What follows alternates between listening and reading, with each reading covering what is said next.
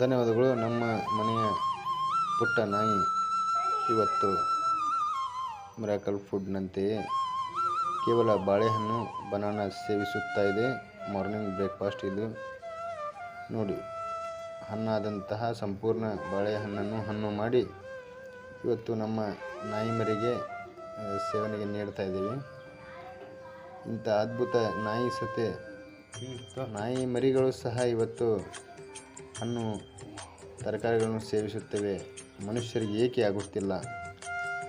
ಇಂತಹ ಮಾಂಸಾಹಾರ ಪ್ರಾಣಿ ಸಹ ಒಂದು ಅದ್ಭುತವಾದಂತಹ ಸಾತ್ವಿಕ ಆಹಾರ, ದೇವರ ಪ್ರಸಾದ, ಹಣ್ಣು ಹಂಪಲುಗಳನ್ನು ಸೇವಿಸಿ ಇಂದು ಜೀವಿಸುತ್ತಿವೆ.